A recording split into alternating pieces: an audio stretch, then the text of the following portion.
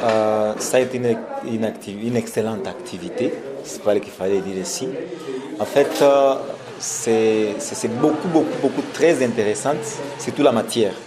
On parle des droits fondamentaux des êtres humains et que la société dans laquelle nous sommes actuellement, on assiste à des violations graves de ces droits-là. Et si donc, ça a été une très belle occasion pour nous encore, surtout avec tous les participants, de comprendre comment est-ce qu'on pourra peut-être les vulgariser à notre manière, les avantages, les inconvénients de ne pas les appliquer, et même du point de vue des autorités, du point de vue de la population, du point de vue des citoyens. Et c'est pour cela que vraiment j'ai beaucoup apprécié cet atelier. Voilà, étant que président de la jeunesse, donc je gère aussi une couche beaucoup plus intéressante et très importante par rapport à cette problématique.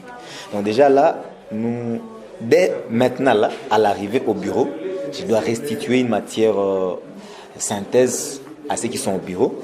Et dès demain, partout, on va passer, parce que demain, là, déjà, c'est dans les associations des jeunes, en train de les parler, à toutes nos missions qu'on effectuera dans le cadre d'engagement de la jeunesse, on ne cessera pas d'ajouter ceci. Parce que, comme les jeunes, par exemple, vous voyez, les jeunes sont à la fois des acteurs et aussi des victimes.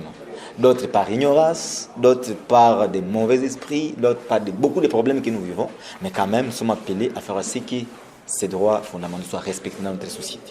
Parce qu'une fois respectés, on va vivre cette bonne société, cette belle et bonne ville de Butembo, par exemple, et aussi on sera à mesure de combattre toutes les antivaleurs qui viendront de l'extérieur. Mais des fois, quand on n'est pas informé, on passe tout, on voit ceci, et ça crée des problèmes.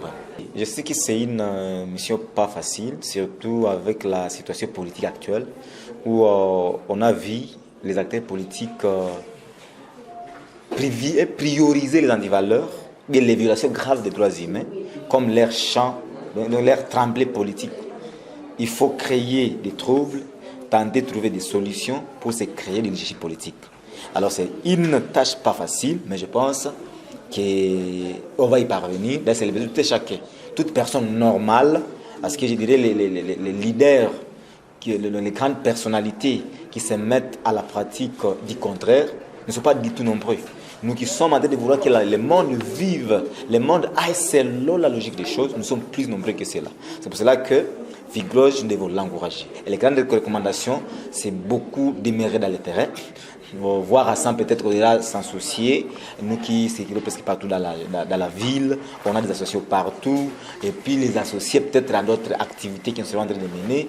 Et si par exemple, si on disait que c'est tout, les mutuelles, les associations là dans des quartiers, dans des cellules de jeunes, qu'on prenne cela comme des thèmes, les expliciter par jour, un article, je voulais dire, dévié, décortiqué, ça va faire à ce que les gens puissent comprendre ça bien. Et je veux que ça soit quelque chose de pratique dans notre communauté.